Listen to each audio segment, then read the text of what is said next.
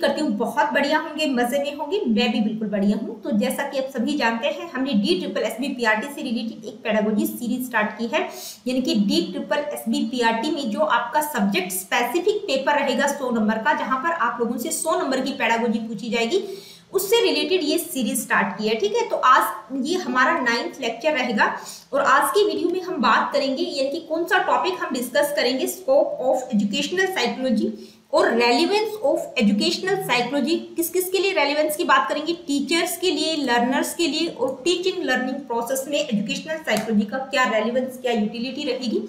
ये दो important topics हम डिस्कस करेंगे। ये टॉपिक करने से पहले आप लोगों को बताना चाहूंगी कि पिछला जो हमारा 8th लेक्चर था उसमें हमने क्या किया था, उसमें हमने किया था कॉन्सेप्ट ऑफ एजुकेशनल साइकोलॉजी, यानी कि एजुकेशनल साइकोलॉजी होती क्या है, meaning, definition, nature, characteristics, functions of educational psychology and need and importance of educational psychology. ठीक है, आज की वीडियो में हम ये दो टॉपिक स्टार्ट करेंगे।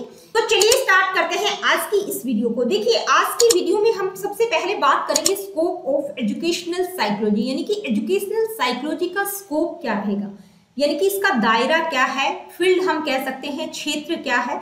तो जब हम दायरे की बात करते हैं, स्कोप की बात करते हैं, तो देखिए स्कोप जो है एजुकेशनल साइकोलॉजी का लिमिटेड नहीं है, बहुत ब्रॉड स्कोप है, फैला हुआ है, एवर ग्रोइंग है, कुछ ना कुछ चेंजेस होते रहते हैं, इनोवेशन होते रहते हैं, जिसके कारण इसके जो फील्ड में कुछ ना कुछ चेंजेस देखने को मिलते हैं। तो हम ये नहीं कह सकते कि भाई इसका जो ये दायरा है ये लिमिटेड है, इन्हीं क्षेत्रों में, इन्हीं सब पॉइंट्स को जिनको हम डिस्कस करेंगे उन्हीं में इसका स्कोप है। ठीक है, क्योंकि ये एक फैक्चुअल टॉपिक नहीं है, ये एक ऐसा टॉपिक है जिसमें आपको डाइवर्ज होकर सोचने की जरूरत है। यहाँ पर आपकी डाइवर्जेंट थिंकिंग काम करेगी। ठीक है, मतलब सारा जो खेल है वो टोटली थिंकिंग से रिलेटेड है, वो भी कौन सी थिंकिंग, डाइवर्जेंट थिंकिंग की बात हम कर रहे हैं।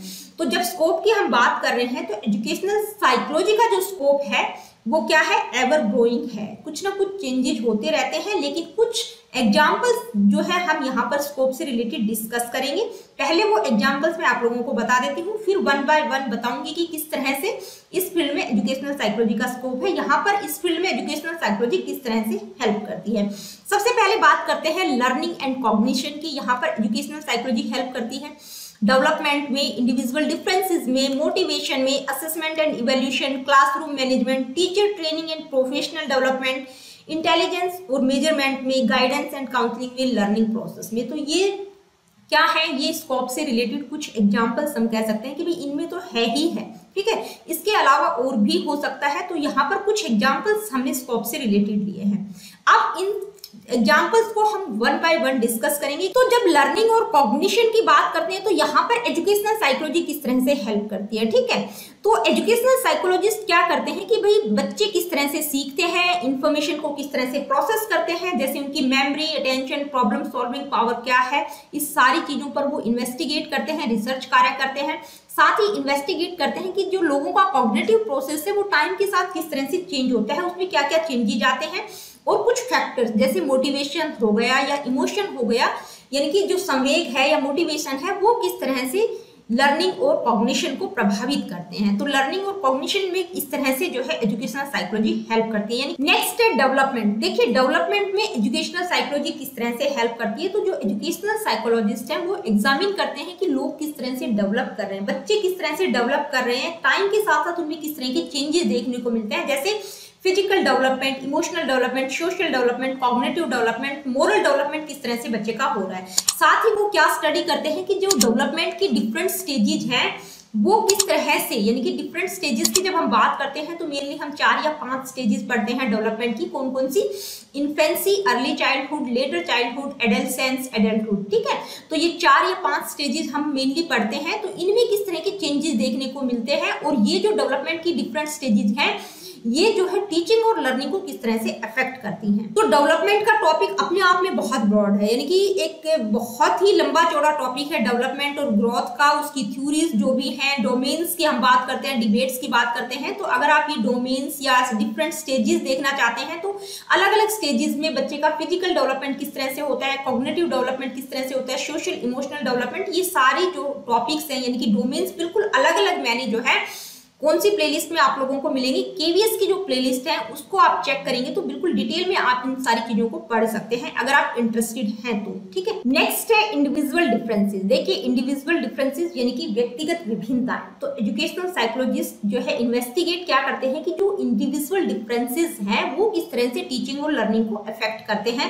यानी कि हर बच्चा एक दूसरे से डिफरेंट होता है, कोई भी दो बच्चे एक दूसरे के समान नहीं होते, उनका IQ लेवल, उनकी पर्सनैलिटी, उनका लर्निंग स्टाइल, हर चीज डिफरेंट होती है। ठीक है, और साथ ही जो एजुकेशनल साइकोलॉजिस्ट हैं वो एग्जामिन करते हैं कि भाई ये जो डाइवर्स लर्नर हैं यानी कि जो विविधताओं वाले बच्चे हैं उनको एजुकेशनल सेटिंग्स में किस तरह से अकोमोडेट किया जाए। इन सारी चीजों पर भी वो स्टडी करते हैं, इन्वेस्टिगेशन करते हैं, क्योंकि हर बच्चे के लिए अलग से इंस्ट्रक्शन देना पॉसिबल नहीं होता। ठीक है, तो वो सारी चीजों को इन्वेस्टिगेट करते हैं कि जो डाइवर्स लर्नर्स हैं उनको एजुकेशनल सेटिंग्स में किस तरह से समायोजित कर सकते हैं, अकोमोडेट कर सकते हैं। इंडिविजुअल डिफरेंसेस के बाद है मोटिवेशन। देखिए जब मोटिवेशन की बात करते हैं यानी कि अभिप्रेरणा, मोटिवेशन को हिंदी में क्या कहेंगे, अभिप्रेरणा, किस तरह से मोटिवेट करते हैं। यानी कि एजुकेशनल साइकोलॉजिस्ट क्या एक्सप्लोर करते हैं कि भाई मोटिवेशन किस तरह से टीचिंग और लर्निंग को अफेक्ट करती है। तो वो क्या इन्वेस्टिगेट करते हैं कि भाई कौन से फैक्टर्स हैं जिनके द्वारा बच्चों को मोटिवेट किया जाए, किस फील्ड में उनका इंटरेस्ट है, कौन सी चीज रेलिवेंट है, उनके गोल सेटिंग्स, इन सारी चीजों के बारे में वो इन्वेस्टिगेट करते हैं। साथ ही क्या करते हैं, कुछ स्ट्रेटेजीज को डेवलप करते हैं ताकि बच्चों में मोटिवेशन को डेवलप किया जा सके। नेक्स्ट है असेसमेंट एंड इवैल्यूएशन। देखिए असेसमेंट यानी कि आकलन और मूल्यांकन में भी एजुकेशनल साइकोलॉजी हेल्प करती है। यानी कि जो एजुकेशनल साइकोलॉजिस्ट हैं वो क्या करते हैं, डेवलप एंड इवैल्यूएट असेसमेंट, यानी कि असेसमेंट को डेवलप भी करते हैं और साथ ही जो है किस तरह से असेसमेंट करना है उसको इवैल्यूएट करते हैं ताकि बच्चों की लर्निंग और अचीवमेंट को मेजर किया जा सके।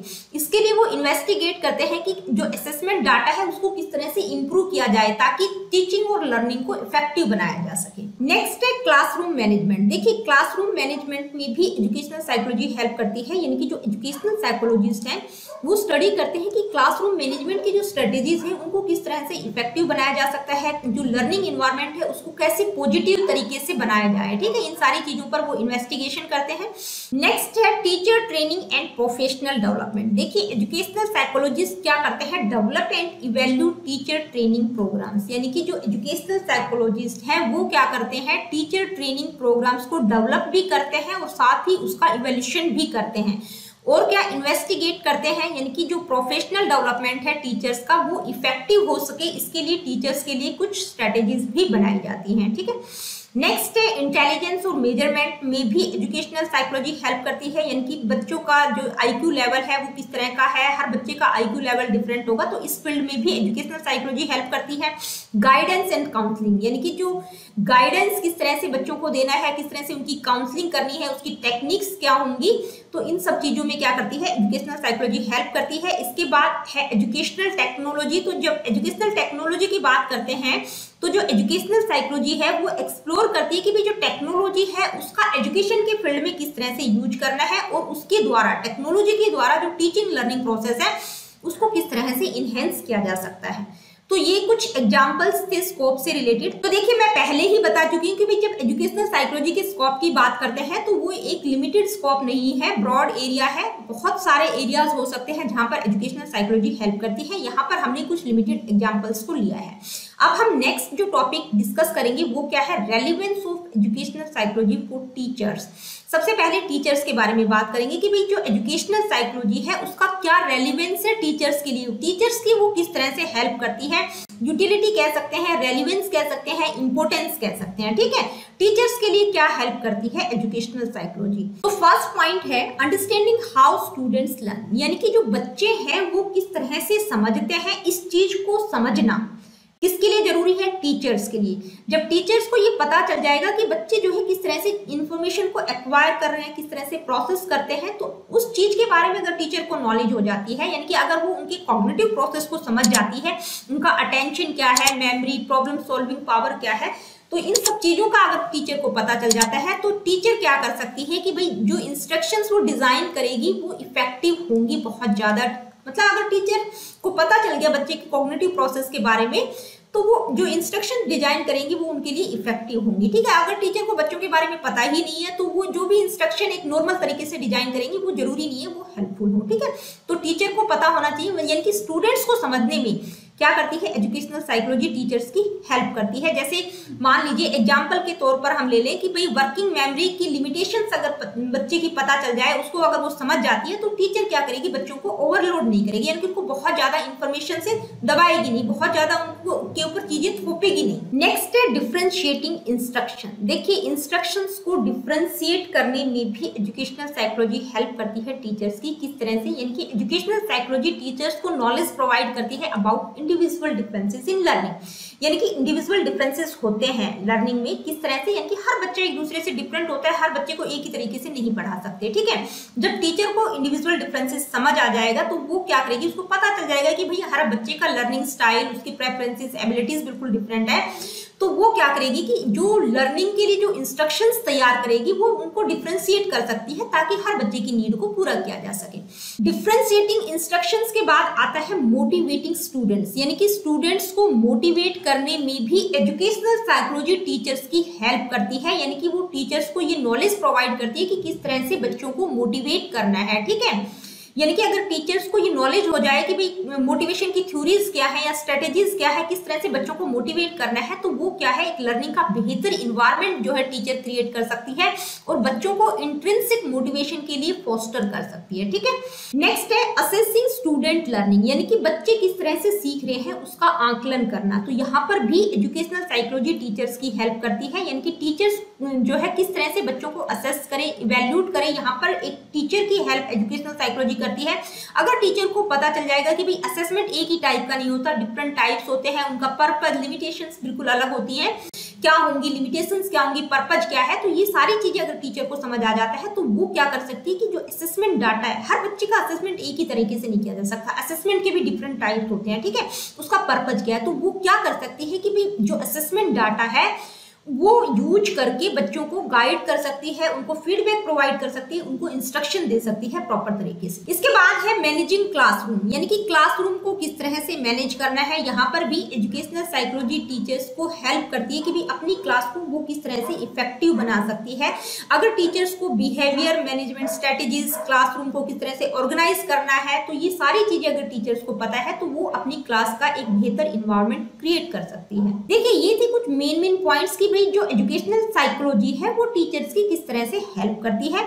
और भी बहुत सारे पॉइंट्स हो सकते हैं जहां पर जो है एजुकेशनल साइकोलॉजी टीचर्स की हेल्प करती है। तो कुछ पॉइंट्स अगर आप लोगों के माइंड में है तो वो मुझे कमेंट करके बताइएगा कि और कहां एजुकेशनल साइकोलॉजी टीचर्स की हेल्प कर सकती है, ठीक है। अब हम बात करेंगे relevance of educational psychology for learners and teaching learning process. देखिए एजुकेशनल साइकोलॉजी का क्या रेलेवेंस है लर्नर्स के लिए और टीचिंग लर्निंग प्रोसेस में उसका क्या रेलिवेंस है, ठीक है। सबसे पहले हम लर्नर की बात करते हैं, यानी कि जो शिक्षार्थी है, जो अधिगम करता है, उसकी किस तरह से हेल्प करती है। तो जो एजुकेशनल साइकोलॉजी है वो किस तरह से हेल्प करती है, यानी कि बच्चा जो है, जो लर्नर है, वो अपनी लर्निंग स्टाइल को क्या कर सकता है, अंडरस्टैंड कर सकता है, उसकी स्ट्रेंथ क्या है, उसकी वीकनेस क्या है, कहाँ पर उसको इंप्रूवमेंट करने की आवश्यकता है, इन सारी चीजों के बारे में वो नॉलेज प्रोवाइड करती है, ठीक है। नेक्स्ट है provide strategies for learners to develop effective study habits, manage their time and stay motivated. यानी कि जो एजुकेशनल साइकोलॉजी है वो लर्नर्स को इस तरह की स्ट्रेटेजीज प्रोवाइड करती है ताकि वो अपनी स्टडी हैबिट्स को इफेक्टिव बना सके, अपने टाइम को मैनेज कर सके, यानी कि टाइम मैनेजमेंट के बारे में नॉलेज प्रोवाइड करती है, खुद मोटिवेट कैसे रहना है इस चीज के बारे में भी वो नॉलेज प्रोवाइड करती है। इसके बाद किस तरह से हेल्प करती है, यानी कि बच्चों में क्रिटिकल थिंकिंग और प्रॉब्लम सॉल्विंग स्किल्स को डेवलपमेंट करने में भी लर्नर की हेल्प करती है एजुकेशनल साइकोलॉजी, ठीक है। अब बात करेंगे टीचिंग लर्निंग प्रोसेस में इसका क्या रेलिवेंस है, यानी कि क्या उपयोगिता है, यूटिलिटी हम कह सकते हैं। तो किस तरह से टीचिंग लर्निंग प्रोसेस में जो है एजुकेशनल साइकोलॉजी हेल्प करती है, डेवलपिंग इफेक्टिव इंस्ट्रक्शनल स्ट्रेटेजीज, यानी कि जो इंस्ट्रक्शन की स्ट्रेटेजीज हैं वो किस तरह से इफेक्टिव होंगी, उनको डेवलप करने में हेल्प करती है। Selecting and implementing appropriate assessment tools, यानी कि जो आकलन के उपकरण होंगे, यानी कि जो असेसमेंट टूल्स होंगे उनको सेलेक्ट करने में, इम्प्लीमेंट करने में हेल्प करती है। Designing engaging meaningful learning experiences, यानी कि जो लर्निंग एक्सपीरियंसेस है, जो अधिगम अनुभव है, वो मीनिंगफुल हो, बच्चों को इंगेज रखे। इस तरह के लर्निंग एक्सपीरियंसेस को डिजाइन करने में भी एजुकेशनल साइकोलॉजी हेल्प करती है। तो ये था relevance of educational psychology for learners and teaching learning process. तो यहाँ पर मैं आप लोगों को बता रही हूँ कि भाई ये जो टॉपिक है ये फैक्चुअल टॉपिक नहीं है, और भी पॉइंट्स हो सकते हैं, आप एड ऑन कर सकते हैं, आप मतलब समझ सकते हैं, आप अपनी डाइवर्जेंट थिंकिंग का प्रयोग करके कुछ ना कुछ इसमें ऐड कर सकते हैं। ठीक है, तो देखिए आज की वीडियो में इतना ही। अगली वीडियो में हम इसी सीरीज का नेक्स्ट टॉपिक डिस्कस करेंगे, यानी कि अगली वीडियो में हम मेथड्स को डिस्कस करेंगे, यानी कि जो एजुकेशनल साइकोलॉजी है उसके मेथड्स कौन कौन से होंगे। तो मिलती हूँ आप लोगों से अपनी अगली वीडियो में। Really good, take care of yourself. किसी प्रकार का क्वेश्चन, कमेंट, क्वेरीज कुछ पूछना चाहते हैं तो प्लीज कमेंट करके जरूर बताइएगा, क्योंकि आपके जो कमेंट्स हैं वो मुझे मोटिवेट करते हैं, मेरे लिए फीडबैक का काम करते हैं। ठीक है, तो जितने भी बच्चे देख रहे हैं वो कमेंट जरूर करें।